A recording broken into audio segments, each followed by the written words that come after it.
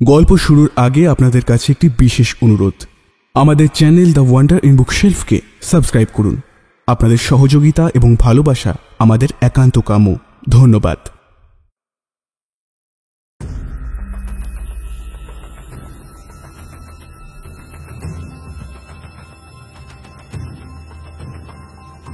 গল্পের দেশে আপনাদের নিয়ে যেতে আমরা আবার তৈরি। বিচিত্র এই দেশ, রোমাঞ্চ এবং রহস্যে ভরা। সাহিত্যের এক বিপুল সম্ভার নিয়ে আমাদের বিশেষ প্রয়াস দ্য ওয়ান্ডার ইন বুকশেলফ। থাকবে বাংলা ও বিশ্ব সাহিত্যের ঝুলি থেকে বাছাই করা কিছু গল্প।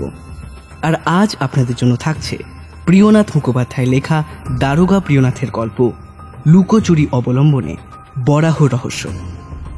আজকের গল্পের মূল চরিত্রে শুভ ও সমৃদ্ধি। গল্পের আর্টওয়ার্কের রূপ ভাষান্তরে নার্গিস লায়লা, সমগ্র পরিচালনায় সমৃদ্ধি ও শুভ। শুরু হচ্ছে দারোগা প্রিয়নাথের গল্প বরাহ রহস্য।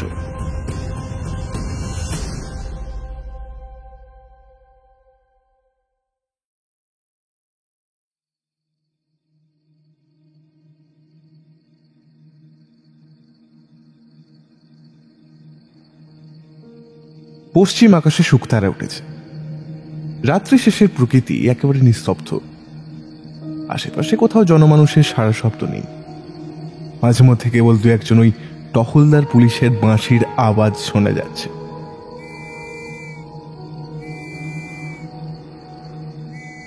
আজ একটা হত্যা মামলার শুনানি ছিল, তাই সারাটা দিনই প্রায় আদালতেই কাটল।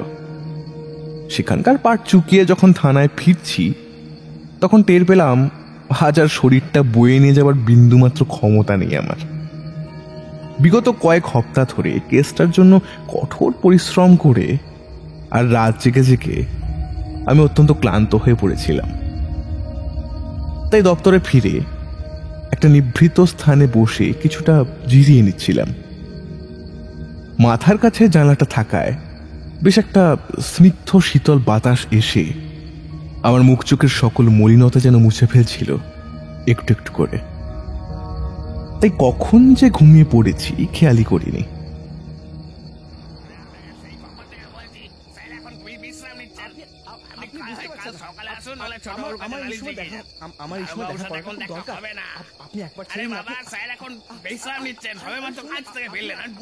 কতক্ষণ ঘুমিয়েছি বলতে পারি না, কিন্তু ঘোরটা কেটে গেল বাইরে থেকে কানে আসা একটা বচসার আওয়াজে।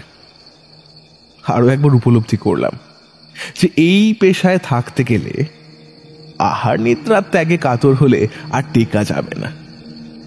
কাজেই আর বিলম্ব না করে ব্যাপারখানা কি তা দেখতে বাইরে এলাম। কি ব্যাপার শিবরতন, এত গোলমাল কিসের? সালাম স্যার। আরে আপনি আবার কষ্ট করে বাইরে এলেন কেন? এই যে দেখুন না, এই বাবুটি আপনার সঙ্গে কেবল দেখা করতে চাইছেন। বলছেন নাকি আপনাকেই বলবেন, খুব জরুরি দরকার নাকি। কত করে বললাম যে আপনি দেখা করতে পারবেন না এখন, তাও বলছেন নাকি আপনাকেই বলবেন, খুব বিশেষ দরকার। সে আপনি ভাববেন না বাবু, আমি ওনাকে ফেরত পাঠিয়ে দিয়েছি, কাল সকালে আসবে।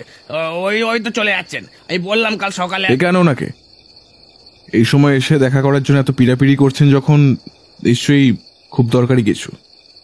ডাকো ওনাকে, আমি ভিতরে গিয়ে বসছি। আচ্ছা স্যার। কনস্টেবলকে কথাটা বলার পর ভিতরে যাওয়ার আগে এক ঝলক সামনে তাকে দেখতে পেয়েছিলাম। ভদ্রলোকটি তখনও সেখানেই দাঁড়িয়ে রয়েছেন। পেছনে থাকা ভাড়াটে গাড়িটায় তখন উঠে ফেরার উদ্যোগ করছিলেন। এমন সময় কনস্টেবলের ডাকে ওখানেই থেমে গেলেন। আমি আর না দাঁড়িয়ে থেকে ভিতরে চলে এলাম। যে আগন্তুকটি এইমাত্র আমার অফিসে এসে ঢুকলেন তাকে অনায়াসেই যুবক বলা চলে। ওর বয়স হবে আন্দাজ 28 মতন। দেখতে শ্যামবর্ণ, দেহের গড়ন হৃষ্টপুষ্ট বলিষ্ঠ, নাতি দীর্ঘ। মুখশ্রী যেমন সুন্দর তেমনি দেহের ভঙ্গিটিও অত্যন্ত চমৎকার। নমস্কার। প্রথমেই ক্ষমা চেয়েছি দারোগাবাবু, অসময়ে আপনাকে এভাবে বিব্রত করলাম। আসলে আসলে আমি। কোনো অসুবিধা নেই, আপনি আগে ধীর স্থির হয়ে বসুন। হ্যাঁ, এবারে বলুন, প্রথমে আপনার নামটা দিয়ে শুরু করা যাক। আপনি? হ্যাঁ হ্যাঁ, নিশ্চয়ই নিশ্চয়ই। আগে আমার নাম অনাথনাথ মুখোপাধ্যায়। তারকবাবু, আমি খুব বিপদে পড়ে আপনার কাছে এসেছি, দয়া করে আমার সাহায্য করুন আপনি। কি বিপদ স্পষ্ট করে না বললে তো আপনার কোনো উপকার করতে পারবো না আমি। হ্যাঁ, তা তো ঠিক কথা, কিন্তু কিন্তু বলছি যে যদি অনুগ্রহ করে একবার আমার বাড়িতে পদধূলি দেন, তাহলে আমার স্ত্রীর মুখে সব কথা শুনতে পাবেন। আসলে কোথা থেকে একখানা চিঠি পেয়ে তিনি ভয়ানকভাবে ততস্থ হয়ে আছেন, সেই জন্যই আপনাকে। অনাথবাবু এমন বিনীতভাবে বারবার অনুরোধ করতে লাগলেন যে আমি আর তাকে এড়াতে পারলাম না। তাই আর দেরি না করে যে ভাড়া গাড়ি নিয়ে উনি থানায় এসেছিলেন তাতে চেপেই রওনা হলাম। শিয়ালদহ স্টেশন থেকে কিছুটা দূরে অনাথনাথের বাড়ি, সেজন্য পৌঁছাতে মিনিট 30 বেশি সময় লাগলো না। বাড়িটা দোতলা এবং খুব ছোট নয়। দেখলাম ভেতর বাড়িটা 2 মহলায় ভাগাভাগি করা। অনাথনাথ প্রথমে প্রথম মহলের দোতলার বৈঠকখানায় গিয়ে তিনি অতি যত্নের সঙ্গে আমাকে বসিয়ে নিজে অন্দরে চলে গেলেন। বৈঠকখানা ঘরটা দৈর্ঘ্যে প্রস্থে প্রায় 10 হাতের কম নয়। ঘরের ভেতর ঢালা বিছানা, প্রথমে মাদুর, তার উপরে বিছানো দামি শতরঞ্জি, আর তার উপর আবার একখানা মখমলের চাদর। তাছাড়া চারদিকে 4টে দেওয়ালের ওই গুটি কতক দেবদেবীর ছবি, মধ্যে মধ্যে এক একটি জোড়া দেয়ালগিরি। দারোগাবু, আমার স্ত্রী পাশের ঘরেই আছেন। 2টো ঘরের মধ্যে একটা দরজা আছে, আমি সেটা খুলে দিচ্ছি, তাহলে তিনি আমাদের কথাবার্তা শুনতে পাবেন এবং প্রয়োজনে সংশোধনও করে দেবেন।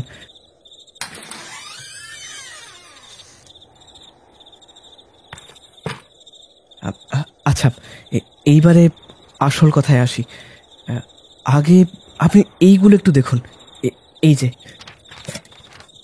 কথাটা বলে অনাথনাথ একখানা সোনার তৈরি ছোট্ট একটা বরাহ মূর্তি আর সঙ্গে একটা চিঠি বের করে আমার হাতে দিয়ে বললেন, আচ্ছা, এই সোনার বরাহ মূর্তি আর ওই কাগজে আঁকা শূকর বা বরাহ দেখে আপনি কি কিছু আন্দাজ করতে পারছেন? মানে এই দুটোর মধ্যে কোন রকম মিল আছে কি? আমার ভ্রু জোড়া খানিক কুঁচকে গেল। জিনিস দুটো হাতে নিয়ে আমি খুব ভালো করে পরীক্ষা করতে লাগলাম। দেখি সোনার তৈরি ওই বরাহটা বা শূকরটা মেয়েদের মাথার অলংকার রূপে ব্যবহৃত হয়ে থাকে। হাতে নিয়ে এর ওজন যা বুঝলাম, অন্তত 2 ভরি খাঁটি সোনার তো হবেই। সাথে আমি এ বিষয়েও নিশ্চিত হলাম যে এটা ইংরেজ কারিগরের দ্বারাই তৈরি, কারণ কোনো দেশীয় কারিগর এটা বানালে এই শূকর বা বরাহ মূর্তিটার চেহারা ঠিক এই রকম হতো না। এবার নজর দিলাম ওই চিঠিটার দিকে। সেখানেও দেখি অবিকল এই বরাহ মূর্তি আঁকা রয়েছে, সঙ্গে আছে কিছু একটা লেখাও, যেটা কিনা ঠিক এই রকম: পচিনি হুইয়া দিমু নপুত্তু নপুত্তু পত্তর রেপ্রজ সন্ধান্য নিপ্রননিস্ত পশ্চাৎ ইনা হয়ে যাব। এবার কি? আমি বার কয়েক লেখাগুলো পড়লাম, কিন্তু সহজে এর কোনো অর্থ উদ্ধার করতে পারলাম না। দারোগাবু, কিছু কি বুঝতে পারলেন? মানে আমি তো হাজার চেষ্টা করেও এর মাথা মুন্ডু কিছু বুঝতে পারিনি। লোকমুখে শুনেছি আপনি একরকম অনেক দুষ্পাঠ্য চিঠি পড়ে তার অর্থ উদ্ধার করে অনেক কেস সলভ করেছেন। এবার সেই জন্যই আমাদের আপনার সাহায্য চাই আজকে। এই কাগজে কি লেখা আছে এখন বুঝতে না পারলেও পরে হয়তো ভাবনা চিন্তা করে কিছু উদ্ধার করতে পারবো, কিন্তু তার আগে আমাকে পুরো বিষয়টা একবার জানাটা খুব দরকার। আচ্ছা, এই মূর্তি আর কাগজটা আপনি কোথায় পেলেন? আর এর জন্য আপনার এত ভয়ই বা কেন? কি মানে, আসলে দারোগাবু, এই বাড়িটা আমার না, আমার স্ত্রীর দূর সম্পর্কীয় এক খুড়ির বাড়ি। এই বাড়িতে আমরা স্বামী স্ত্রী 2 জন, খুড়িমা, তার এক দিদি, 2 জন দাসী আর এক ভৃত্য, এই কয়জনই বাস করি। আমাদের বাড়ি পূর্ববঙ্গে এবং আমি কলকাতাতেই বহুদিন ধরে থাকছি। বিয়ের পর আমারই স্ত্রীর অনুরোধে আমি এই বাড়িতে এসে থাকতে শুরু করি। আপনার স্ত্রী আগে কোথায় থাকতেন? উনি ওনার বাবার সঙ্গে পশ্চিমে থাকতেন, কানপুরে। আমার শ্বশুরমশাই কলকাতায় মিলিটারি ডিপার্টমেন্টে কাজ করতেন, হঠাৎ বদলি হয়ে কানপুর আসেন। বিমলা মানে আমার স্ত্রীর সঙ্গে তখন আমার বিয়ে হয়নি, তাই সেও কানপুরে চলে যায়। তার আগে ওনারা এই বাড়িতেই থাকতেন।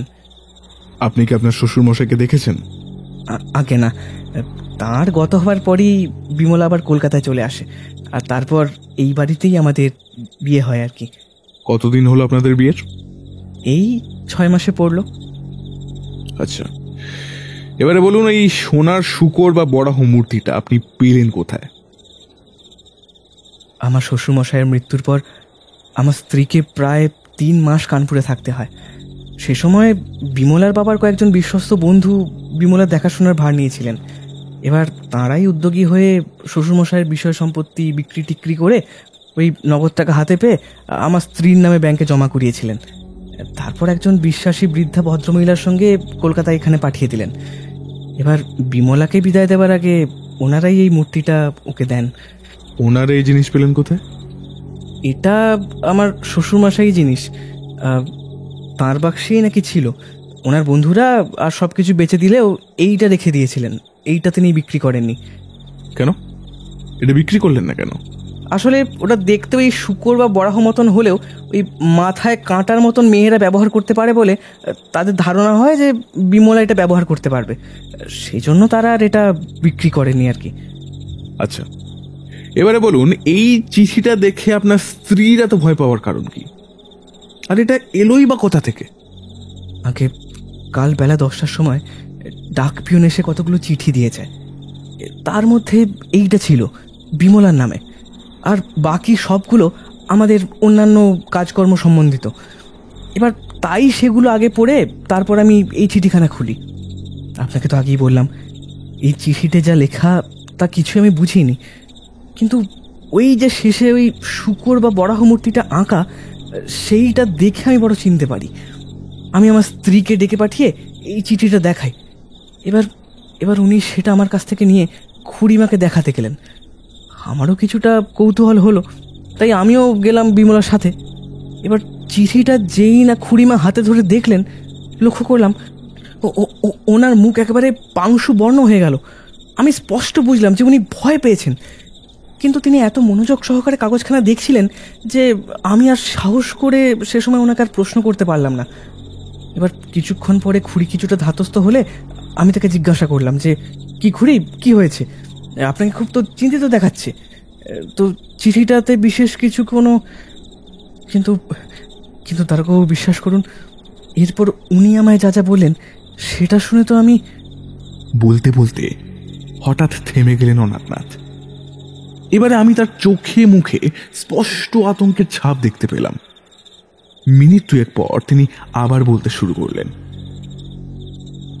আমার শ্বশুরমশাই বর্ধমান জেলায় চাষবাস করতেন। তার প্রায় 1000 বিঘের মতো জমি ছিল। অনেক লোকজন তার বাড়িতে প্রতিপালিত হতো। ওনার আয়ও ছিল যথেষ্ট। তার প্রতাপ এমনই ছিল যে স্বয়ং জমিদার পর্যন্ত তাকে সমঝে চলতেন। কিন্তু একদিন কি যে হলো, হঠাৎ সেই সব কিছু ত্যাগ করে আমার স্ত্রী বিমলা আর 2 পুত্রের সঙ্গে কলকাতায় চলে এলেন তিনি। আপনার শ্যালক 2 জন কি এখন জীবিত আছেন? আগে না, তাদের কলকাতার এই বাড়িতে রেখে শ্বশুরমশাই কেবল বিমলাকে নিয়ে আলাদা একখানা বাড়ি ভাড়া করেন এবং ওই মোটামুটি একটা চাকরি জোগাড় করে দিন যাপন শুরু করেন। এবার ওনার চাকরি ছিল মিলিটারি ডিপার্টমেন্টের অন্তর্গত, আর এখানে কাজ করলে প্রায়ই বদলি হয়। এবার 2-3 মাস চাকরি করার পর তিনি কানপুরে বদলি হন। এবার বিমলাও তার সঙ্গে যায়, কিন্তু 1 বছর পেরোতে না পেরোতেই বিমলার ভাই 2 জন যেন কোথায় অদৃশ্য হয়ে গেলেন। তা আজ অবধি কেউ বলতে পারলো না যে কোথায় তারা গেছে বা কি করে কি হয়েছে। এবং আশ্চর্যের কথা এই যে তাদের অন্তর্ধানের আগে ওই 2 জনেই ঠিক এমন একখানা করে 2টো চিঠি পান, যেখানে দুষ্পাঠ্য ভাষায় কিছু লেখা ছিল, আর সঙ্গে ওই বরাহ বা শূকর মূর্তির আঁকা ছাপ ঠিক এরকমই। কতদিন হলো তারা নিখোঁজ? বিমলার বড়দা প্রসাদ দাস প্রায় 1.5 বছর আগে, আর ছোটদা বীরেন্দ্রনাথ প্রায় 1 বছর হলো ব্যাপারটা। পুলিশে কোনো খবর দেওয়া হয়েছিল? আগে না, বিমলার খুড়িমার কাছে শুনেছিলাম যে প্রসাদ দাস অন্তর্হিত হবার পর তিনি আমার শ্বশুরমশাইকে লিখে সবটা জানান, কিন্তু তার উত্তরে উনি ওই বিষয়ে কোনো প্রকার গোলযোগ করতে নিষেধ করে দেন। দ্বিতীয় ক্ষেত্রেও ঠিক তাই হয়। তখনই ওনারই নির্দেশে থানায় খবর পাঠানো হয়নি আর কি। তারপর আপনার ছোট শ্যালক মানে বীরেন্দ্রনাথ বেপাত্তা হওয়ার পর 6 মাস পরে আপনার শ্বশুর মশাইও নিখোঁজ হন। কি ঠিক বললাম তো? একদমই তাই, আপনি একদম যথার্থই অনুমান করেছেন। যদিও শ্বশুর মশাইয়ের বন্ধুরা আমার স্ত্রীকে তার মৃত্যু সংবাদ দিয়েছিলেন, কিন্তু আমার স্ত্রী যখন বাবাকে শেষ দেখা দেখতে চান তখন তারা কৌশলে বিমলাকে নিরস্ত্র করেন। বিমলা তখনই বুঝতে পারে যে তার বাবা মারা যায়নি, আর ওই ভাইয়েদের মতনই তিনি অদৃশ্য হয়েছেন। এবার পাছে সে ভয় পায়, তাই কেউ এই খবর প্রকাশ করেনি আর কি। আপনার স্ত্রীর বয়স কত? আগে 13 বছর। কিন্তু একটা ব্যাপারই খটকা লাগছে। আপনার স্ত্রী আর তার বাবা তো একসঙ্গেই থাকতেন, তাহলে বাবা সত্যি মারা গেলেন নাকি অন্তর্হিত হলেন সেটা নিয়ে তো বিমলা দেবীর সন্দেহ থাকার কথা নয়। আসলে তখন একজন প্রতিবেশীর বিয়ে উপলক্ষে ওই বিমলাকে কয়েকদিনের জন্য সেখানে যেতে হয়েছিল। ফিরে আসতেই ওই সংবাদ আর কি। আপনার শ্যালকেরা বা শ্বশুর কিভাবে বা কেন কিংবা কোথায় এমন করে অদৃশ্য হয়ে গিয়েছিলেন সে সম্পর্কে কি আপনার কোনো অনুমান? দেখুন, আমি একজন সামান্য মানুষ, বুদ্ধি খাটিয়ে ভাবার বাহুল্যতা আমার নেই দারোগাবাবু। তবে তবে যতদূর আমার মনে হয় যে তারা কেউই আর এ জগতে নেই। যদি থাকতেন তাহলে এত দিন হয়ে গেল তাদের কেউই তো ফিরে আসলেন না। তাহলে আপনার স্ত্রী কি বলেন? তিনি আর কি বলবেন, খুড়ির মুখে সব কথা শোনার পর তিনি বরাবরই খুব ভয় পেয়ে যান। বারবার বলতে থাকেন, এবার তাঁর পালা, এবার তাঁর পালা, এবারে তাকে কোথাও কেউ খুঁজে পাবে না। আমি অনেক কষ্টে বুঝিয়ে সুঝিয়ে তাকে কিছুটা সামলেছি, তবু তাঁর ভয় এখনো কাটেনি। তাই এখন আপনি আমাদের ভরসা দারোগাবাবু। অনাথনাথের মুখের সমস্ত কথা শুনে আমি বেশ আশ্চর্যই হলাম। এতকাল পুলিশে চাকরি করছি, কত গুরুতর কাণ্ড সচক্ষে দেখলাম, কিন্তু কই এমন অদ্ভুত কথা তো কখনো শুনিনি। এত জীবজন্তু থাকতে ওই শূকর বা বরাহ মূর্তি কেন আঁকা হলো? আর কি বা অনাথবাবুর শ্বশুরকে এই সোনার মূর্তি দিল? এরকম নানা প্রশ্ন আমার মাথার মধ্যে ঘুরপাক খেতে লাগলো। আমার অনেকক্ষণ চুপ দেখে অনাথনাথ এবার বললেন, দারোগাবাবু, আমাদের পরিবারের ওপর কি আবার কোনো অনিষ্ট ঘনিয়ে আসতে চলেছে? মানে বিমলার মতো আমিও যে ভয়ে সেটি আছি। অষ্টপ্রহর এক মুহূর্ত নিশ্চিন্তে থাকতে পারছি না। আপনি কিছু একটা বলুন দারোগাবাবু, কিছু অন্তত। দেখুন অনাথবাবু, আপনার মুখে যা শুনলাম সবটাই বড় অদ্ভুত। ইতিপূর্বে এমন ঘটনা আর কখনোই, কিন্তু সে যাক। আমি এখন যেমনটা বুঝছি তাতে আমার বিশ্বাস এই যে সম্প্রতি আপনার স্ত্রীর কোনো বিপদের সম্ভাবনা নেই, এবং আপনিও নিশ্চিন্ত থাকুন। ব্যাপার অতি গুরুতর হলেও আমি যথাসাধ্য চেষ্টা করব, এবং যাতে শীঘ্রই এই তদন্ত করে সবটা প্রকাশ্যে আনতে পারি আমি সেটাও দেখব। তবে খালি একটা অনুরোধ, দেখবেন এর মধ্যে আপনার স্ত্রী যেন একা বাড়ির বাইরে বের না হন। যেখানেই যেন অন্তত একজন বিশ্বাসী লোক যেন সঙ্গে থাকে। আমিও কি একা কোথাও বেরোতে পারবো না? কিন্তু আপনি যে বললেন আমায় নিশ্চিন্ত থাকতে। সাবধানের মান নেই ঠিকই, কিন্তু আমার যতদূর মনে হচ্ছে এই চিঠি বা তাতে থাকা এই মূর্তির ছাপের সঙ্গে আপনার একান্ত কোনো ক্ষতিবৃদ্ধির কারণ জড়িয়ে নেই। চিঠিটা যখন কলকাতা থেকেই পাঠানো আছে তখন ধরা যেতেই পারে যে পত্র প্রেরকও নিশ্চয়ই কলকাতাতেই আছেন। এবার আপনার সন্ধান পেলেই আপনার স্ত্রীর সন্ধান পাবে, আর ঠিক তখনই হয়তো আপনাকে অনুসরণ করে এই বাড়ি অবধি পৌঁছে যাবে। তাই আপনাকে সতর্ক থাকতে বলা আর কি। কিন্তু আপনি কি করে জানলেন? মানে ওই খামের ওপর পোস্ট অফিসের মোহর দেখলেই বোঝা যায় চিঠিখানা কোনো বড় ডাকঘরে ফেলা হয়েছিল। আচ্ছা শুনুন, আজ আর কাল খুব সাবধানে থাকুন। পরশুদিন বেলা 1টার পর আপনি একবার থানায় যাবেন। আমি সেই দিনই আপনাকে সব বলে দেব যে তারপর আপনি কি কি করবেন, ঠিক আছে? ও আচ্ছা আচ্ছা, কিন্তু ও চিঠিতে সাংকেতিক ভাষায় ওসব কি লেখা তা তো ঠিক বুঝলাম না। মানে আপনি কি কিছু অনুমান করতে পারেন? যাই লেখা থাকুক তার সারমর্ম এই যে আপনার স্ত্রীকে সাবধান হতে বলেছে। হয়তো ওনার কাছে এমন কোনো জিনিস আছে যেটা পাওয়ার জন্যই এই চিঠির লেখক এরকম পরপর 3 জনকে সরিয়ে দিয়েছে। তবে এখনই কিছু বলতে পারছি না আপনাকে, যতক্ষণ না পুরোটা পাঠোদ্ধার হচ্ছে সবটুকু জানানো একটু অসম্ভব। তবে সচরাচর দেখা যায় 3 বার সাবধান না করে লোকে কখনো কোনো গুরুতর কাজে হস্তক্ষেপ করে না। আপনার স্ত্রী যখন সবে প্রথম চিঠি পেয়েছেন তখন খুব সম্ভবত তিনি আরো 2 বার এরকম চিঠি পাবেন। এবার তারপরেই হয়তো কোনো বিপদ এলো, কিংবা তার আগেই আমরা সেই দুর্বৃত্তকে বা দুর্বৃত্তদের ধরে ফেলতে পারবো। সুতরাং আপাতত আপনারা নিশ্চিন্ত থাকুন, বাকিটা আমি দেখছি। বেশ, আপনি যখন বলছেন। আচ্ছা তারকবাবু, আপনি দয়া করে মিনিটটেক দাঁড়ান, আমি পাশের ঘর থেকে এক্ষুনি আসছি, এক্ষুনি। খানিকক্ষণের মধ্যেই ফিরে এলেন অনাথবাবু। তার চোখে মুখে কেমন একটা ইতস্তত ভাব। মনে হলো যেন কিছু বলতে চাইছেন কিন্তু সংকোচে পারছেন না। সে দেখে আমি শুধুলুম, আপনি কি কিছু বলবেন? আসলে আমার স্ত্রীর তরফ থেকে একটা অনুরোধ আছে।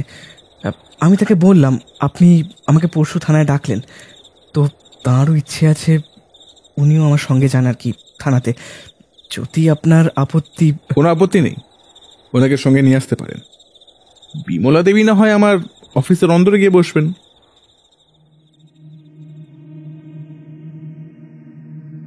অনাথনাথের বাড়ি থেকে থানায় যখন ফিরলাম তখন বেলা 11টা। স্নান খাওয়া শেষ করে এক নিভৃত স্থানে বসে সেই কাগজখানা বার করলাম।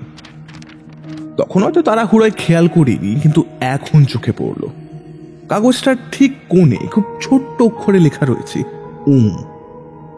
আর তার বিপরীতেই সেই শূকর বা বরাহ চিহ্ন, আর মাঝখানে সেই দুর্বোধ্য ভাষায় লেখাটা।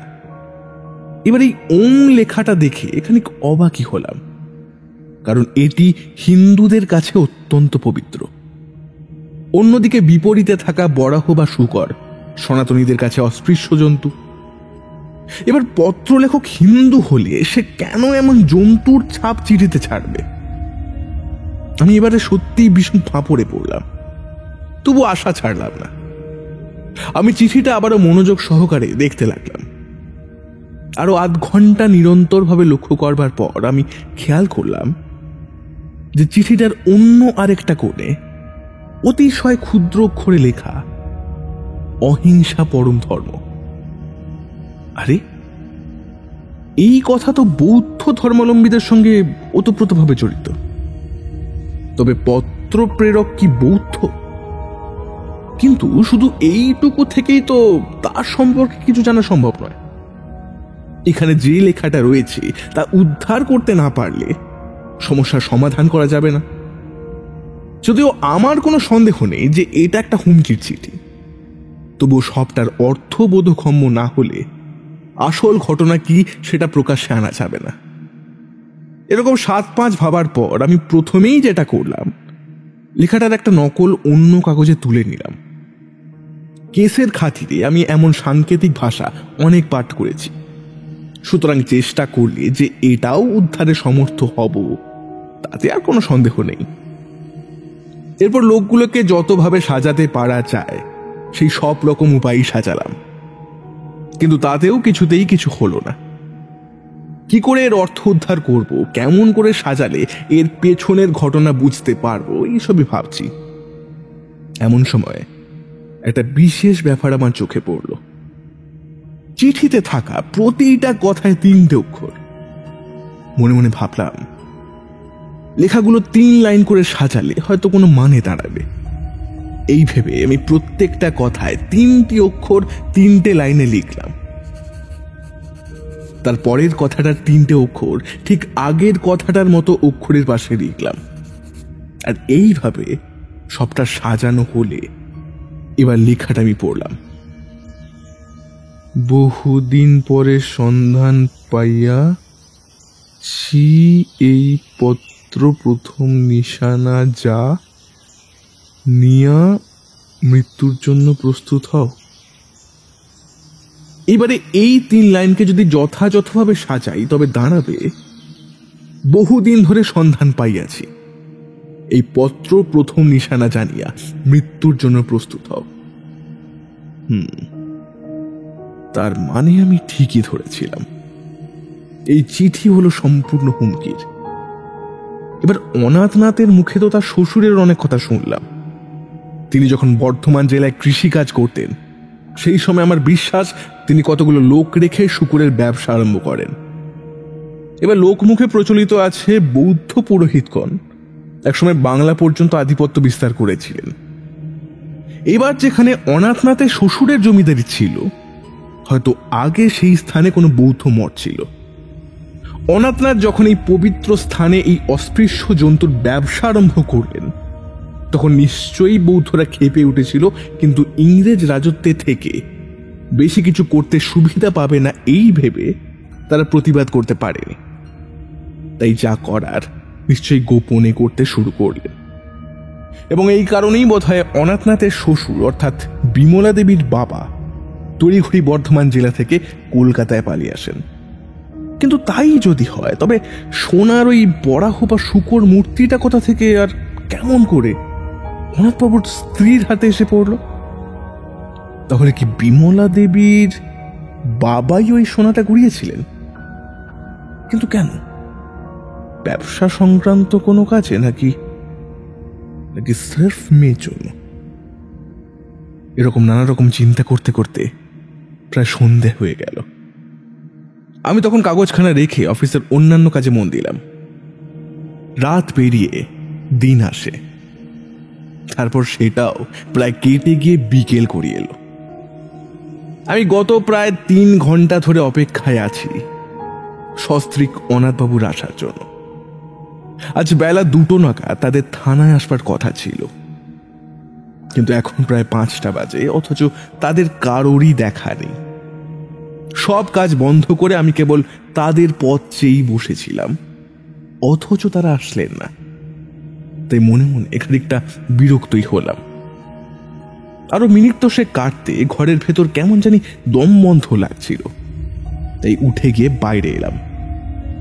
অস্বস্তি কাটাতে কেবল 2 কি 3 পা পাইচারি করেছি কি করিনি, এমন সময় একটি ঘোড়ার গাড়ি থানার ফটকের সামনে এসে দাঁড়ালো। তাকিয়ে দেখি অনাথবাবু আর বিমলা দেবী গাড়ি থেকে নামলেন। আমি অন্তর থেকে একজন দাসীকে ডেকে অনাথবাবুর স্ত্রীকে ভিতরে গিয়ে বসাতে বললাম। কি ব্যাপার অনাথবাবু, এত দেরি হলো কেন আপনার? সব ঠিক আছে তো? মানে নতুন করে আবার কোনো বিপদ? আগে না দারোগাবাবু, আপনার আশীর্বাদে আর নতুন করে এই বিপদের মুখে পড়িনি এখন অবধি। এবার আমারও ইচ্ছে ছিল যে নিজের গাড়িতেই আসবো, কিন্তু দুর্ভাগ্যবশত গাড়িটা স্প্রিংটা খারাপ হয়ে যাওয়াতে ওই ভাড়ার ঘোড়া গাড়িতে আসতে বাধ্য হলাম আর কি। তাই একটু দেরি হয়ে গেল, আমাকে মার্জনা করবেন। তা আপনি সেই চিঠির অর্থ কিছু উদ্ধার করতে পারলেন কি? মানে আসলে বিমলা বড়ই উতলা হয়ে পড়েছে আর কি। আগে হ্যাঁ, ওই চিঠিতে লেখা কথাগুলোর অর্থ আমি বুঝতে পেরেছি। তাতে কেবল আপনার স্ত্রীকেই সাবধান করা হয়েছে মাত্র। আমি একে একে সবটাই আপনাকে খুলে বলছি। আমার স্ত্রীও কি সেসব কথা জানতে পারেন?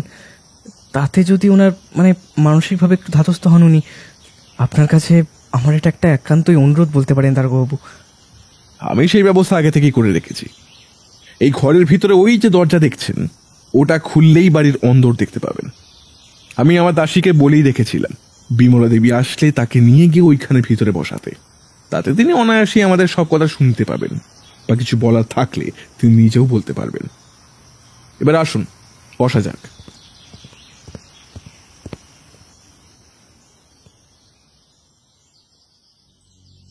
অনাথবাবু, বলতে খারাপ লাগলেও না বলে উপায় নেই। আপনার স্ত্রী এক ভয়ানক ষড়যন্ত্রের ভেতর পড়েছেন। এবার আজ হোক বা কাল বা 10 দিন পরে এই চিঠি যে বা যারা লিখেছে তারা যেন তেন প্রকারেণ নিজেদের আক্রোশ মেটাবে। আর এই ষড়যন্ত্রের সূত্রপাত এখন হয়নি, হয়েছে বহুদিন আগেই। আর আমার দৃঢ় বিশ্বাস যে আপনার স্ত্রী যদি কলকাতায় থাকতেন, তাহলে অনেক আগে তিনি তার বাবা ভাইদের মতোই অদৃশ্য হয়ে যেতেন। এবার সৌভাগ্যক্রমে তিনি এতদিন কানপুরে ছিলেন বলেই হয়তো এখনো জীবিত। অনাথনাথ কোনো কথা বললেন না। সামনের ঘরে সরাসরি না তাকিয়েও বুঝতে পারলাম অদূরে বসে থাকা তার স্ত্রী বিমলা দেবী আমার শেষ কথাগুলো শুনে নীরবে কাঁদতে লাগলেন। সত্যি বলতে আমারও খুব খারাপ লাগলো। সব শুনে অনাথনাথের চেহারাও যেন পাংশু বর্ণ ধারণ করল। খানিক পরে আমি আবার বললাম, এখন আমার একটি জিজ্ঞাসা আছে আপনার কাছে। কি বলুন? তবে প্রতিজ্ঞা করুন আমি যা বলবো আপনি ঠিক সেই মতো কাজ করবেন। নিশ্চয়ই, কেন নয়। সব ছেড়ে যখন আমরা আপনার শরণাপন্ন হয়েছি তখন আপনার কথা মতোই সবটা করব। আপনি শুধু আদেশ করুন।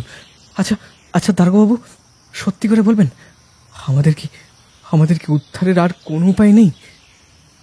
যদি আমার কথা মতো কাজ করে থাকেন তাহলে উপায় নেই এমন কথা বলবো না।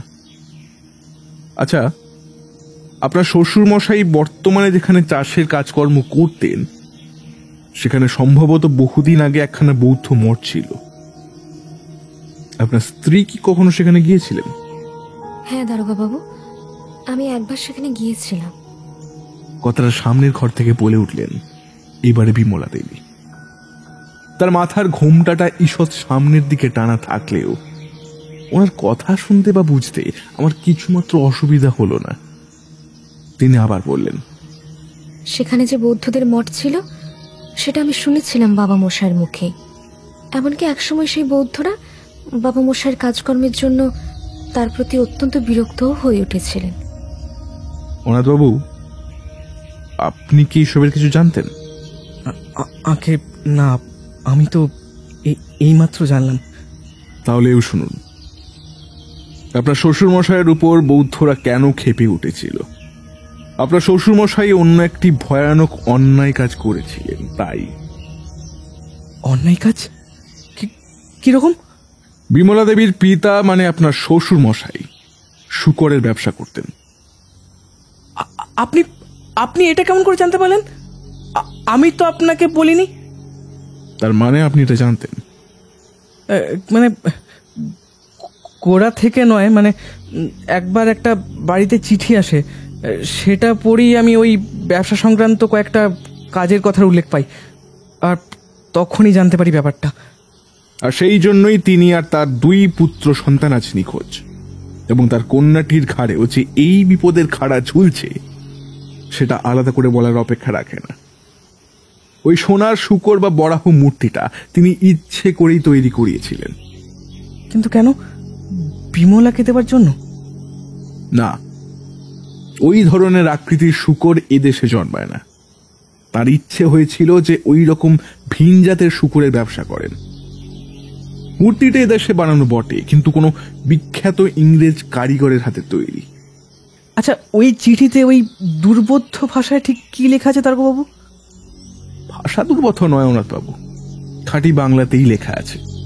কেবল একটু চালাকি করে ওই উধর পিণ্ডি বুধর ঘাটে চাপিয়ে দেওয়া হয়েছে আর কি। এই যা। মানে? বুঝিয়ে দিচ্ছি, দেখুন। এই বলে চিঠিটা খুলে ইতিপূর্বে আমি যা কথাগুলো উদ্ধার করতে পেরেছি সেটাই বললাম অনাথবাবুকে। তিনি একই সঙ্গে বিস্মিত ও চমৎকৃত হলেন। এর মধ্যে দাসী এসে আমাদের জন্য চা দিয়ে গেল। বেশ কিছুক্ষণ হলো আমরা 3 জনই চুপচাপ হয়ে গিয়েছিলাম। কোন রকম কথাবার্তার হচ্ছিল না। চা শেষ করে বিমর্ষ মুখে অনাথনাথ প্রশ্ন করলেন, এবারে আমাদের কি করণীয় দারোগাবাবু? আরো 2 বার এইরকম চিঠি আপনারা পাবেন। হয়তো তারপরই ওরা আক্রমণ করার জন্য প্রস্তুত হবে। তাই ততদিন কোনো ভয় নেই, বাকিটা আমি দেখছি। একটা কথা ছিল দারোগাবাবু, কাল আমাদের এক জায়গায় একটা নিমন্ত্রণ আছে আর কি। তো যেভাবেই হোক আমাকে সস্ত্রীক সেখানে যেতেই হবে। এবার সেই নিমন্ত্রণ রক্ষা একান্তই প্রয়োজন। মানে এই অবস্থায় আচমকাই আমার একটা কথা মনে পড়ে গেল। কাল আমারও এক জায়গায় নিমন্ত্রণ রয়েছে। ব্যস্ত হয়ে প্রশ্ন করলাম, কোথায় যেতে হবে? অনেক দূর, ওই শ্যামবাজারে। শ্যামবাজারে? কোথায়? সুশীল ভট্টাচার্যের বাড়িতে? আপনি কি মানুষ না দেবতা? মানে আরে না না, তেমন কিছু না, আমি সামান্যই মানুষ। তবে সেখানে আমারও কাল নিমন্ত্রণ আছে, সেই জন্যই আন্দাজে ডিলটা ছুঁড়লাম আর কি। যদি সুশীল বাবুর বাড়িতে হয় আর যদি আপনি সেখানে সঙ্গে থাকেন তাহলে বিমলা দেবী যেতে পারেন। আমিও যখন সেখানে যাচ্ছি তখন আর বিশেষ ভয়ের কোনো কারণ নেই। যাক, আপনি যখন আমাদের নিশ্চিন্ত করলেন, তা তা আজকে এবারে উঠি দারোগাবাবু। কাল আবার দেখা হবে আপনার সঙ্গে, কেমন? চলুন আপনাদের এগিয়ে দিই। দাসী বিমলা দেবীকে ঘর থেকে নিয়ে এলো থানার ফটকের কাছে। আমি আর অনাথনাথ এসে দাঁড়ালাম। দেখি গাড়ির কোচম্যানটা তখন গাড়ির ঘোড়া দুটোকে ঘাস খাওয়াচ্ছে। আমাকে আস্থা দেখে অবশিষ্ট ঘাসগুলো তুলে সে যেই না থলের ভেতর রাখতে যাবে অমনি থলের ভেতর কিসের ওপর যেন চোখ পড়তেই সে থমকে গেল। আমি খেয়াল করলাম পরক্ষণেই সে থলের ভেতর হাত ঢুকিয়ে একটা ছোট্ট কাগজ বের করে এনে দলা পাকিয়ে ছুঁড়ে ফেলে দিল। আমার পুলিশি মনে কেমন যেন একটা খটকা লাগলো। কাছেই যেহেতু দাঁড়িয়েছিলাম তাই এগিয়ে গিয়ে কাগজের টুকরোটা তুলে নিলাম। দেখি আমার খটকাটা অমূলক নয়, এটা একটা ছোট্ট চিরকুট, যাতে সেই প্রথম চিঠির মতন বরাহ বা শুকর মূর্তিটা হুবহু ছাপা রয়েছে, কিন্তু কোনো লেখা নেই এতে। আমায় ওভাবে ফেলে দেওয়া কাগজ কুড়োতে দেখে অনাথনাথ বেশ অবাক হলেন। আমার মুখ দেখে তিনি বোধহয় কিছুটা ধারণা করতে পেরেছিলেন। এবার এগিয়ে সে প্রশ্ন করলেন, দারোগাবাবু, আমি যেটা ভাবছি এটা কি? হ্যাঁ অনাথবাবু, এখানে দ্বিতীয় সাবধানী চিঠি। কিন্তু কিন্তু এটা এভাবে কি করে গাড়ির সামান্য একটা থলের মধ্যে এলো? কেই বা রেখে গেল? কখনই বা? এই এই কোচম্যান, এদিকে শুধু এদিকে। এই, তুমি এই কাগজটা কোথায় পেলে? কে রেখে গেছে দেখেছো? বাবু, আমি তো গাড়ির কাছেই ছিলাম না। আপনারা নেমে যাবার পর দেখলাম একজন পুলিশ পাহারাদার এসে আমার গাড়ির পাশে দাঁড়ালো। আমি ভাবলাম হয়তো তার বাবুর আদেশ। আমার বেশ ভালোই লাগলো। সকাল থেকে কাজের মাঝে পান খাওয়া হয়নি, তাই আপনারা যেতেই পান খেতে আমি ওই সামনের দোকানটা গিয়েছিলাম। তারপরে কিছুক্ষণ আগে ফিরে এসে ওই ঘোড়াগুলোকে একটু ঘাস দিচ্ছিল। তারপর তো আর কাউকে দেখিনি হুজুর। এ কাজ কে করেছে তা তো বলতে পারবো নি। আমার বিশ্বাস হলো কোচম্যান মিথ্যে বলছে না, সে সত্যি এসবের কিছুই জানে না। তবে এ চিঠি এলো কিভাবে? গাড়ির পাশে কনস্টেবল মোতায়েন থাকা সত্ত্বেও কার এত সাহস যে এইভাবে চিরকুট ছেড়ে যায়? আমার মুখে নির্বিকার ভাব দেখে অনাথনাথ সাহস করে কোনো কথা জিজ্ঞাসা করতে পারলেন না। কিছুক্ষণ পরে মৌনতা ভেঙে আমি বললাম, কাল সন্ধ্যের পর আবার দেখা হবে। এখন আপনি সাবধানে বাড়ি যান। আমি সঙ্গে দুজন কনস্টেবলকে দিচ্ছি, বাড়ি অবধি তারা ঘোড়া গাড়ির সঙ্গে যাবে। তবে এর মধ্যে কোনোভাবে কোনো যদি চিঠি পান তাহলে সঙ্গে সঙ্গে থানায় পাঠিয়ে দেবেন, কেমন?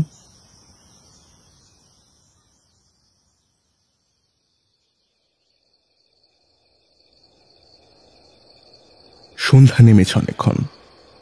পূব আকাশে পূর্ণিমার গোল চাঁদ উঠেছে। মেঘমুক্ত সুনীল আকাশে অসংখ্য তারা মিটমিট করে চলছে।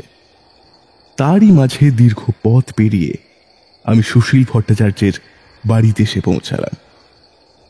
সুশীল আমার ছোটবেলাকার বন্ধু, তার উপরে আমার ভাইয়ের ছেলের শ্বশুর। আমি যখন গাড়ি থেকে নেমে সদরের কাছে গেলাম দেখি সে দরজায় দাঁড়িয়ে নিমন্ত্রিত অতিথিদের অভ্যর্থনা করছে। পৌত্রের অন্নপ্রাশন উপলক্ষে আজ তার বিশাল ইলাহি আয়োজন। আরে প্রিয় না, এসো এসো এসো। কখন থেকে তোমার পথে বসে আছি জানো? এই বুঝি তোমার আসার সময় হলো? এটা কোনো সময়? হ্যাঁ, আরে রাগ করো না ভাইয়া, জানোই তো পুলিশের চাকরিতে থাকতে গেলে ব্যক্তিগত ওই জীবন উদযাপনের জন্য সময় বের করা মুশকিল। কিন্তু তুমি কি করেছো? হে তো দেখছি রাজকীয় ব্যাপার স্যাপার। হ্যাঁ, ওই যেটুকু সামর্থ্য কুলিয়েছি আর কি। এই তুমি ভিতরে যাও তো, যাও যাও যাও। আমি এদিকটা সামনে কিছুক্ষণের মধ্যে আসছি। হ্যাঁ, যাও যাও যাও, খেয়ে নেবে কিন্তু মনে করে। হ্যাঁ, যাও যাও যাও। বাড়িতে লোকে লোকারণ্য, চারদিকেই গোলযোগ। কোথাও নিমন্ত্রিত গণ খেতে বসেছে, আবার কোথাও খাওয়া দাওয়া শেষে গল্প জুড়েছে। আমি খুঁজে খুঁজে অপেক্ষাকৃত একখানা নিভৃত স্থান দেখে বসে পড়লাম। ভেবেছিলাম এখানে এসেই অনাথবাবুর সঙ্গে দেখা হবে, কিন্তু তা হলো না। প্রায় আধ ঘন্টা অপেক্ষা করার পর অনাথনাথকে আসতে দেখলাম। তিনিও আমায় দেখতে পেয়েছিলেন। দেখলাম সঙ্গে বিমলা দেবীও আছেন। বাড়ির আর সকল মহিলারা এসে বিমলা দেবীকে সঙ্গে করে ভিতরে নিয়ে গেলেন। অনাথনাথ আমার পাশে এসে বসতে তিনি বললেন, এখন অবধি আর কোনো চিঠি পাইনি আমরা, কিন্তু এভাবে ভয়ে ভয়ে আর কতদিন কাটাতে হবে তারকবাবু? মানে আমার চেয়ে আর।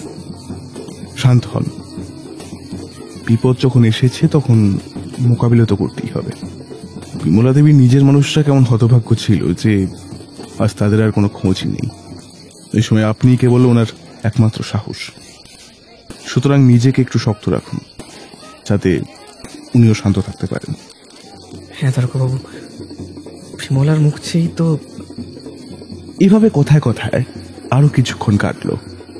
হঠাৎ দেখি অনাথনাথের নাম ধরে একে যেন ডাকাডাকি করছে, কেউ যেন তাকে একটা খুঁজছে। ভিড়ের মধ্যে আমি বুঝতে না পারলেও অনাথনাথ তা খেয়াল করেছিলেন। চেঁচিয়ে যেন কাকে ডাকলেন, তারপর বললেন, এই বিদ্যি, এই যে আমি এইদিকে এইদিকে। কি ব্যাপার, তুই এখানে? আগে বাড়িতে খুড়িমা সাংঘাতিক অসুস্থ হয়ে পড়েছেন, দিদিকে এক্ষুনি দেখতে চাইছে। সে কি? তোর দিদিকে গিয়ে খবর দে, ভেতরে আছেন। যা যা যা যা যা। সেইখান থেকে আসছি, ওনার খাওয়া হয়ে গিয়েছে, এখনই যাবে। আমি বাইরে গিয়ে দাঁড়াচ্ছি, উনি আসলেই রওনা দেবেন। মেয়েটি চলে যেতেই অনাথনাথ আমার মুখের দিকে চাইলেন। আমি তার মনের ভাব বুঝতে পেরে, মেয়েটি সম্ভবত আপনাদের দাসী, তাই তো? আপনার স্ত্রী যদি এর সঙ্গে যায় তাহলে আমার বিশেষ কোনো আপত্তি নেই।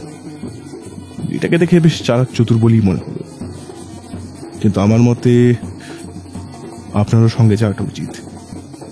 আচ্ছা, এই মেয়েটা কতদিন হলো এখানে আছে আপনাদের সঙ্গে? বেশি দিন না, এই তো সম্প্রতি আমাদের বাড়িতে কাজে লেগেছে, এখনো 2 মাস হয়নি। কিন্তু এই মধ্যেই বিমলার বড় প্রিয় পাত্রী হয়ে উঠেছে। যদি তাই হয় তাহলে আমার আর কোনো আপত্তি নেই। আরে প্রিয়নাথ, তুমি এখানে? আরে তোমার সারা বাড়ি খুঁজছি আমি। আরে অনাথ বাবু, আপনিও যেখানে আছেন দেখছি। হ্যাঁ, খুব ভালো হলো, খুব ভালো হলো। আপনাদের কারোরই তো খাওয়া হয়নি মনে হচ্ছে।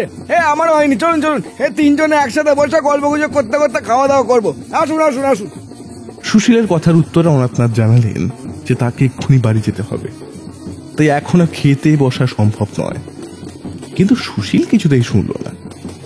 আপ্যায়িত অতিথি না খেয়ে ফিরে গেলে গৃহস্থের অকল্যাণ হবে, তাই সে তৎক্ষণাৎ ভিতরে খাবার পাঠিয়ে বিমলা দেবীকে আর মিনিট 20 অপেক্ষা করার অনুরোধ জানিয়ে আমায় আর অনাথনাথকে নিয়ে খাবার ঘরের দিকে চলল। আমার খাওয়া একটু বেশি তাড়াতাড়ি শেষ হয়ে যাওয়ায় আমি বাইরে এসে দাঁড়ালাম। অনাথনাথ তখনও সুশীলের সঙ্গে আহারে ব্যস্ত।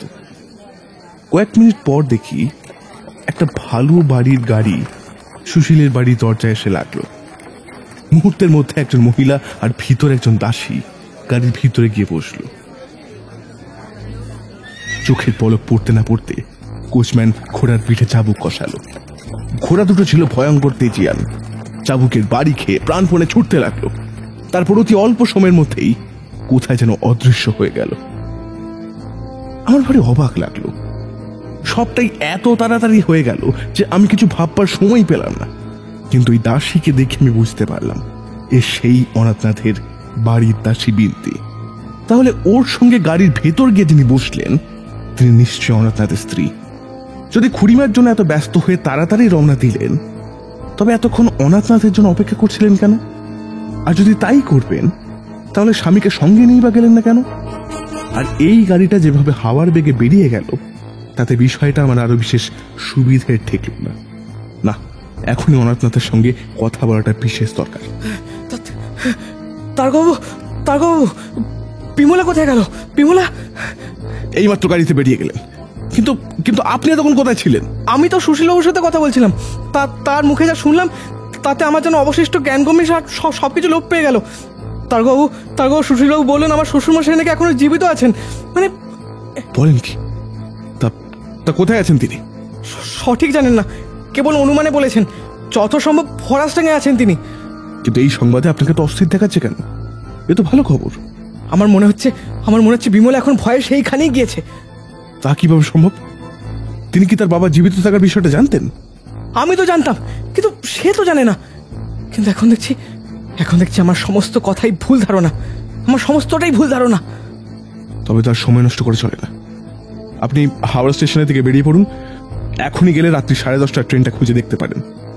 আমি অন্য পথ দিয়ে দেখতে দেখতে যাচ্ছি। আপনার স্ত্রী যেভাবে বেরিয়ে গেলেন তাতে তো মনে হয় না তিনি বাড়ি ফিরে যেতে পারেন। তারকবাবু, আমি কি বিমলাকে হারিয়ে ফেললাম? কেন কেন আমি আর সতর্ক হলাম না? কেন কেন কেন? অনেক কষ্টে সান্ত্বনা দিয়ে অনাথনাথকে একটা দ্রুতগামী গাড়ি ভাড়া করে দিলাম। তিনি হাওড়া চলে গেলেন। পরে আমিও একটা গাড়ি ভাড়া করে গঙ্গা তীরে গেলাম এবং প্রত্যেকটা ঘাঁটি লক্ষ্য করতে করতে এগোতে লাগলাম। কিছু দূর যেতেই আমি যখন রথতলার ঘাটে এসে উপস্থিত হলাম, দেখি সেই গাড়িটা ঊর্ধ্বশ্বাসে ছুটে বিপরীত দিকে যাচ্ছে। ঘাটের দিকে চেয়ে দেখি একটা নৌকার উপর দুইজন স্ত্রী লোক দাঁড়িয়ে রয়েছেন।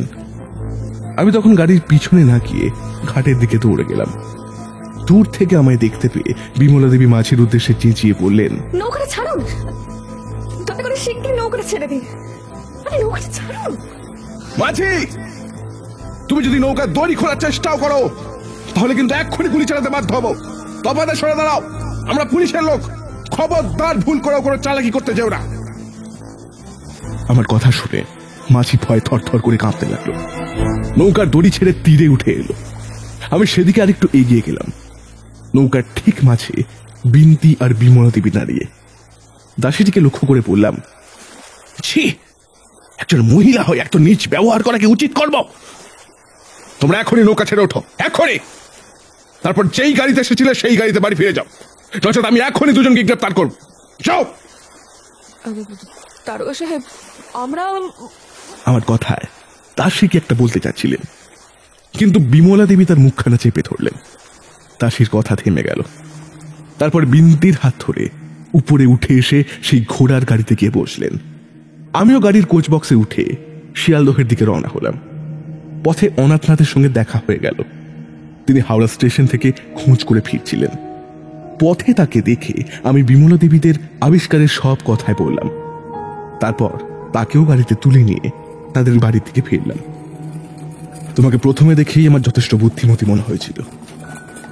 আশা করি আমার ধারণা ভুল নয়। এখন হয়তো বুঝতে পারছো তোমাদের সব পরিকল্পনা পাঞ্চাল হয়ে গিয়েছে।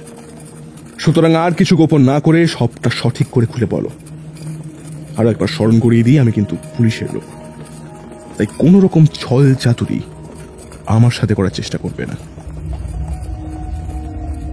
অনাথবাবুর বাড়ি পৌঁছে আমি প্রথমেই বিন্তি নামের দাসীটিকে নিয়ে অন্য ঘরে জিজ্ঞাসাবাদের জন্য আনি।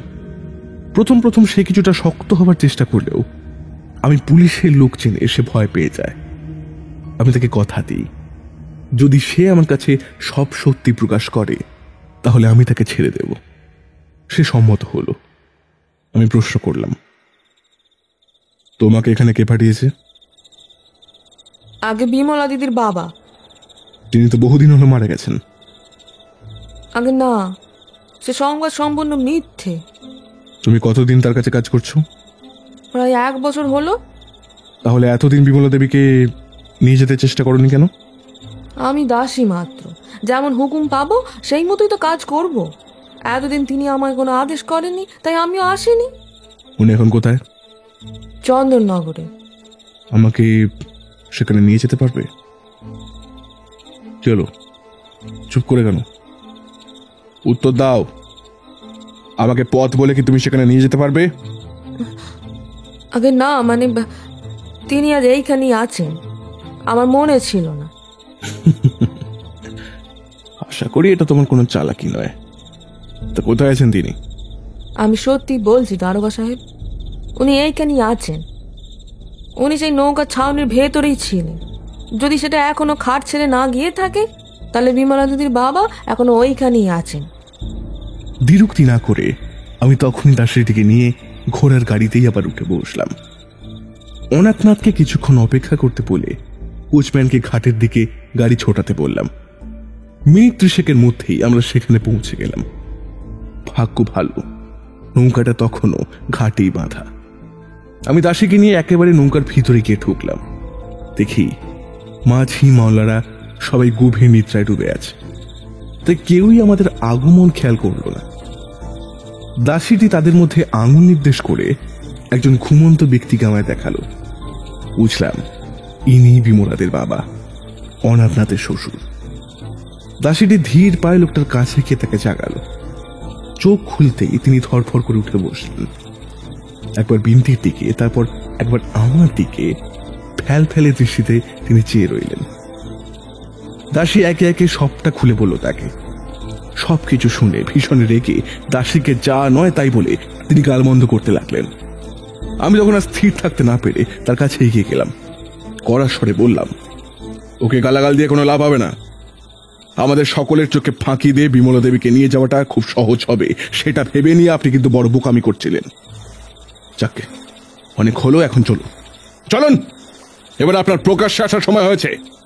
আসুন আমার সঙ্গে। আপাতত আপনার মেয়ে জামাইয়ের কাছে আপনাকে নিয়ে যাক।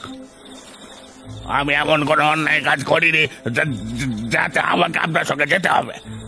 আপনি যে কাজ করেছেন তাতে আপনাকে নয়, বরং আরো 3 জনকে সাজা ভোগ করতেই হবে। চলুন। আইন কানুন কিছুটা আমারও জানা আছে। আমি অন্য কোনো মেয়েকে চুরি করতে যাইনি। নিজের কন্যাকে আমি নিজের বাড়ি নিয়ে যাচ্ছিলাম। কারণ অনুমতি নিয়েছিলেন কি? প্রয়োজন বোধ করিনি। আপনি বোধহয় ভুলে যাচ্ছেন বিমলা দেবীর স্বামী এখনো বর্তমান। ওনার অনুমতি ছাড়া ওনার স্ত্রীকে কেউ কোথাও নিয়ে যেতে পারে না। তাছাড়া সরকার আপনাকে মৃত বলে ঘোষণা করেছে, আর সমাজও তাই জানে। কিন্তু সেই সংবাদ যে মিথ্যে রটনা তা তো দেখতেই পাচ্ছি। সুতরাং সেই ধৃষ্টতার জন্য বিলক্ষণ আপনাকে শাস্তি হতে পেতে পারে। আর এতক্ষণ আপনি কার সঙ্গে কথা বলছেন জানেন? আশা করি আমার সব কথা শুনে আপনি বুঝতেই পারছেন আমি অযথা খালি বাক্য ব্যয় করার মতো সাধারণ কেউ নই।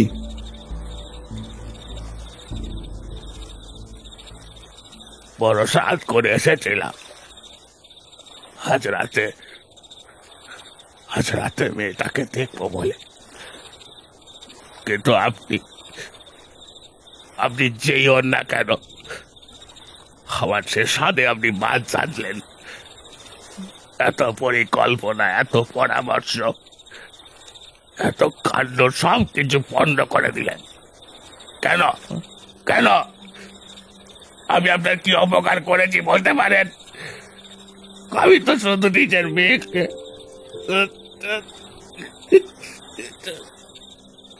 সহসা বিমলা দেবীর বাবার কণ্ঠস্বরের ঝাঁজ কমে আসাতে আমি কিছুটা অবাকই হলাম। তার বলা সেই শেষ কথাগুলো কর্কশ হলেও তিনি যেভাবে বললেন তাতে আমার বড় কষ্ট হলো। মনে কেমন দয়ার হৃদয় হলো। বিনীতভাবে জিজ্ঞাসা করলাম, এতদিন পর মেয়ের মুখ দেখবার জন্য আপনি এত ব্যস্তই বা হয়ে উঠেছেন কেন? আপনার 2 ছেলে তো আপনার সঙ্গেই আছে। যদিও আমি না জেনেই এই কথাটা বললাম, কিন্তু প্রত্যুত্তরে তিনি যা বললেন তাতে আমি রীতিমতন স্তম্ভিত হয়ে গেলাম। তাহলে কি আজ আমার এমন দুর্দশা হতো?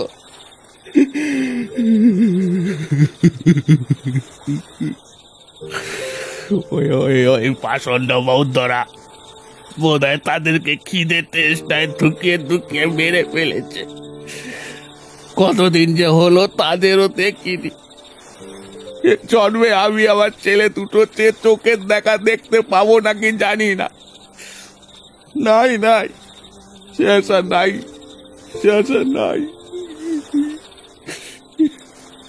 এখন আমার সঙ্গে চলুন। অনাথনাথের বাড়িতে গেলে আপনি আপনার মেয়েকে দেখতে পাবেন। না, আমি ওখানে যাব না। আমি যাব না। আমি জানি ওই বৌদ্ধরা আমাকে এখনো খুঁজে বেড়াচ্ছে। আমার সূত্র ধরে যদি আমার মেয়েটার কাছে পৌঁছে যায়, আমি তাহলে 3য়বারের জন্য সন্তান হারা হব। চাই না আমি আর বিমলাকে দেখতে। সে বেঁচে থাকুক, ভালো থাকুক। আমি আর ওকে দেখতে চাই। আপনি আমার উপর ভরসা রাখুন। আমি আর কারোর প্রাণ যেতে দেব না। আপনার মেয়ের কিচ্ছু হবে না। আপনি নির্ভয় চলুন আমার সঙ্গে। এতকালের বিচ্ছেদের পর বাপ মেয়ের পুনর্মিলনের দৃশ্য সত্যিই বড় বেদনাদায়ক। বাবাকে বাড়িতে ঢুকতে দেখেই বিমলা দেবী ছুটে গিয়ে কাঁদতে কাঁদতে তার পায়ে আছড়ে পড়লেন। পিতারও সাথী হলো না নিজের বা মেয়ের চোখের জল আটকানোর। অনাথনাথ সশ্রদ্ধায় নিজের শ্বশুরমশাইকে প্রণাম করলেন, কুশল সংবাদ নিলেন, ভরসা দিলেন যে যা কিছুই ঘটুক না কেন তার মেয়েকে সে সর্বদাই আঁকলে রাখবে। এভাবে বেশ কিছুক্ষণ সময় কেটে গেল।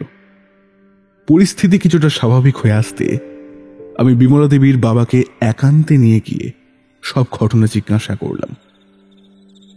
আচ্ছা, বৌদ্ধদের কেন আপনার উপর এত প্রতিহিংসা জন্মালো এতটা? আপনার কাছে কিছু লুকাবো না, এখন সবটা খুলে বলার সময় হয়ে এসেছে। দারোগা বাবু, আমি হচ্ছে গিয়ে ব্যবসায়ী মানুষ। অর্থের লোভ ও লোভ ছাড়া জীবনে উচিত আর অনুচিত নিয়ে খুবই কম ভেবেছি। আমার প্রতি তাদের আক্রোশের একখানা দুর্দর্শ কারণ আছে বই কি।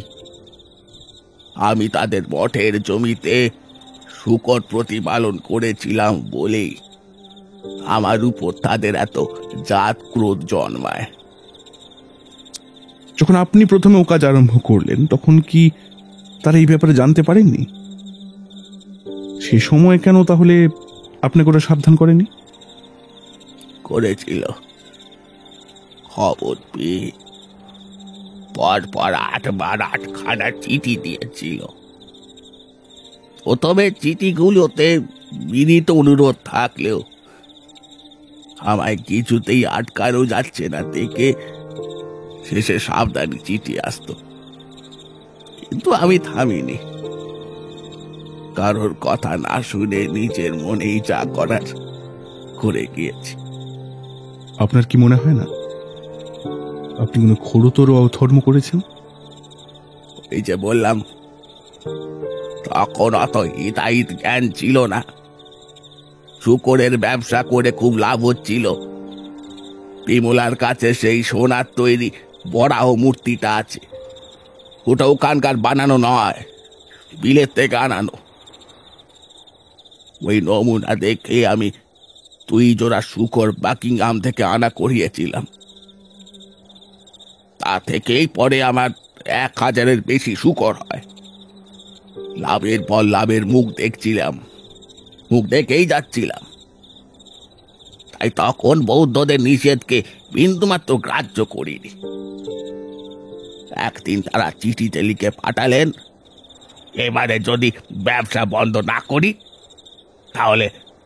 তাহলে আমার আর আমার বংশের সব পুরুষের প্রাণ নেবেন। আমি তখনও এসব বিশেষ আমল দিইনি, কিন্তু ক্রমে বাড়াবাড়ি আরম্ভ হলো। আমার মনে হতো কে যেন সবসময় পেছন পেছন অনুসরণ করছে আমাকে, কিন্তু কিছুতেই ধরতে পারতাম না। ক্রমে উপদ্রব এতটাই বেড়ে উঠল যে আমি সব ছেড়ে এখান থেকে পশ্চিমে পালিয়ে যাই, সব ছেড়ে। তখন আপনার 2 ছেলে কোথায় ছিল? আমার কাছে ছিল না, ওরা ছিল মামার বাড়িতে। কিন্তু প্রচন্ড দুর্বৃত্তরা ওদেরকে সেখান থেকে আমার নাম করে পুলিয়ে বালিয়ে নিয়ে যায়।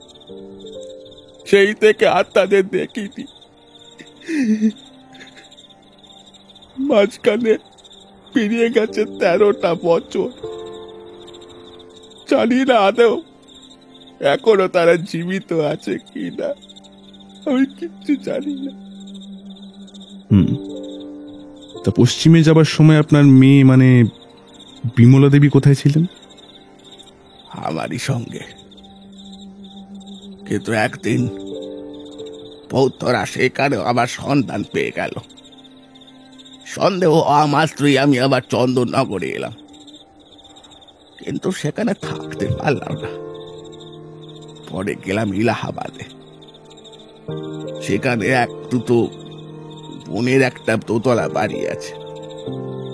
বেশিরভাগ সময় আমি ওখানেই থাকি, কখনো কখনো তার সঙ্গে তীর্থেও যাই, কিন্তু তবুও সর্বদাই সাবধানে থাকি। আপনি আপনার মৃত্যু সংবাদটা রটালেন কেন? নয়তো এই পাষণ্ডদের হাত থেকে নিষ্কৃতি পেতাম না যে। আমার কয়েকজন হিতাকাঙ্ক্ষী বন্ধু পরিকল্পনা করে কাজ করেছিল। যদি তারা এভাবে আমায় সাহায্য না করত, আমি কখনোই পালিয়ে যেতে পারতাম না। ওরা গিয়ে আমাকে ট্রেনে তুলে দিল, পরে সেই রাতেই মিথ্যে গুজব রাষ্ট্র করলো যে আমি মারা গিয়েছি।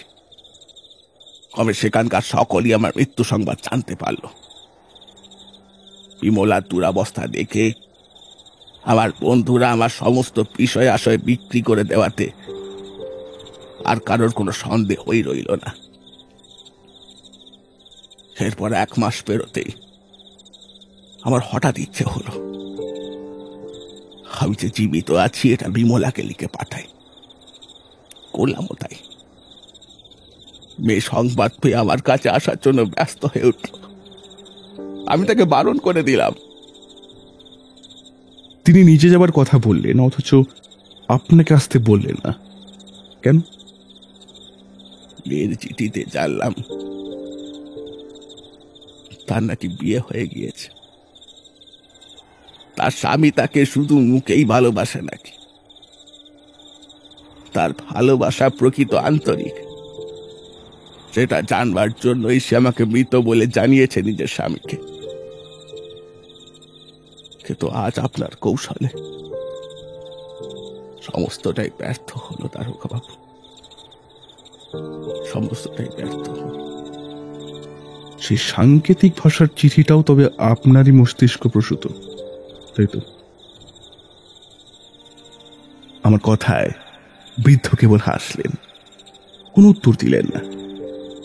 আমি আর কোনো প্রশ্ন না করে সবার সামনে তাকে নিয়ে গেলাম। অনাথনাথ আমার সামনে দাঁড়িয়েছিলেন, পাশে তার স্ত্রী বিমলাও। অনাথনাথের মুখে প্রশ্নসূচক কৌতূহল দেখে আমি বললাম, আপনার স্ত্রী আপনাকে আগাগোড়ায় মিথ্যে বলে এসেছেন। তিনি নিজেই চাতুরি করে কৌশল করে বাবার কাছে পালিয়ে যাচ্ছিলেন। আমি তাকে হাতে নাতে ধরেছি ওই খাটের নৌকার ওপরে। কি কি কি কি বলছেন দারোগাবাবু? বিমলা, এসব আমি কি শুনছি? এসবের মানে কি? উনি যা বলছেন সব কি সত্যি? কিন্তু কিন্তু কেন কেন এমনটা করলে তুমি? আমি তো কখনো তোমার সঙ্গে কোনো অন্যায় করিনি। দারোগাবাবু, আপনার কাছে কি এর কোনো উত্তর আছে? আমি তো কিছু বুঝতে পারছি না। সে কথা বিমলা দেবী ভালো বলতে পারবেন, কি অভিপ্রায়ে তিনি এমন কাজ করেছেন। কিন্তু এ কথা বলতে পারি যে তিনি সম্প্রতি জানতে পেরেছিলেন যে তার পিতা এখনো জীবিত আছেন। আপনার শ্বশুরমশাই চিঠি দিয়ে নিজেই সেটা জানিয়েছিলেন। শুধু তাই নয়, ওই দাসী বিন্তি, সেও আপনার শ্বশুরমশাইয়েরই লোক। উনি বিন্তিকে এখানে পাঠান তার মেয়েকে নিয়ে যাওয়ার জন্য। কিন্তু কিন্তু একটা কথা আমি কিছুতেই বুঝতে পারছি না, যে দেখা সাক্ষাৎ করার জন্য এত গোপনীয়তার দরকার হলো কেন? একান্তই যদি কোনো বাধা ছিল বিমলা আমায় বলতে পারতো, আমি তো সাবধানে লুকিয়ে ওর বাবার সঙ্গে দেখা করতে নিয়ে যেতে পারতাম ওকে, কিংবা বাবা নিজেই এখানে আসতে পারতেন। কেমন করে পারবেন বলুন? আপনারা সবাই জানেন তিনি মারা গেছেন। এরপরেও তাকে সশরীরে দেখলে নিশ্চয়ই আপনারা ভয় পাবেন, নয়তো অবিশ্বাস করবেন। আর সেই জন্যই তিনি প্রথমে দাসী পাঠিয়ে নিজে নৌকার ভিতর লুকিয়েছিলেন। দাসীর মুখে ওই কথা শুনে আমি আবারও ঘাটে গিয়েছিলাম, নয়তো আপনার শ্বশুরমশাইকে আজ এখানে দেখতে পেতেন না। কি ভয়ানক! সবটা জেনে বুঝো বিমলা তুমি এত কাণ্ড করে আমার সামনে ভেঙে পড়ে কাঁদতে? এমন অদ্ভুত কথা তো আর কখনো শুনিনি। আমি তো তোমার স্বামী বিমলা, আমার সঙ্গে এতটা বড় বিশ্বাসঘাতকতা! অনাথনাথ বাবু, সেদিন কোচম্যানের গাড়িতে ঝোলানো ঘাসের থলিটায় ওই কাগজটা আপনার স্ত্রীরই ফেলে যাওয়া, সেদিন বুঝতে না পারলেও আজকে পারছি। আসলে সেটা ছিল আমাদের বিভ্রান্ত করার জন্য এবং আপনাকে আরো ভীত করে তোলার জন্য। আমার কথা বিশ্বাস না হয় আপনি আপনার স্ত্রীকেই জিজ্ঞাসা করতে পারেন। অনাথনাথকে আর জিজ্ঞাসা করতে হলো না। বিমলা লজ্জা ত্যাগ করে গলবস্ত্র হয়ে আমার পায়ের কাছে লুকিয়ে পড়ে কাঁদতে কাঁদতে সব স্বীকার করল। তার কথা শুনে আমি বললাম, দেখুন, যা হবার তা হয়ে গেছে। আমি বলছি, অনাথ বাবু আপনাকে কোনো কথা বলবেন না, আপনার থেকে মুখও ফিরিয়ে নেবেন না, ঠিক আগের মতোই সদ্ব্যবহার করবেন। কিন্তু আপনি শুধু একটা প্রশ্নের উত্তর দিন, এত ছল চাতুরির মানেটা কি? আজ আপনি আমার পিতার মতো কাজ করেছেন দারোগা বাবু। আপনার কাছে আর কোনো কথা গোপন করব না। আমার স্বামী আমাকে অত্যন্ত ভালোবাসে। তার সেই ভালোবাসা মৌখিক কি আন্তরিক তা জানবার জন্য আমি এত কাণ্ড করেছি।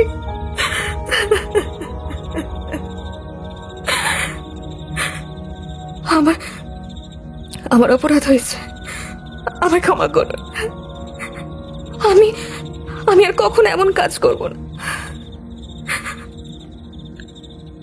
ওঠো ওঠো মা, ওঠো, চোখের জল মোছো, শান্ত হও। আশা করি তোমার কাছে কোনো প্রশ্নের উত্তরই অজানা রইল না আমার। তোমার নেওয়া পরীক্ষায় তোমার স্বামী ভালোভাবেই উতরে গিয়েছেন, আর কোনো চিন্তা নেই। অনাথনাথ বাবু তোমাকে যেমনটা ভালোবাসেন, বিশ্বাস করো, এমন ভালোবাসা আমি অতি অল্প লোকের মধ্যেই দেখেছি। আমি সর্বতভাবে আশীর্বাদ করি তোমরা সুখী হও, তোমাদের মঙ্গল হোক।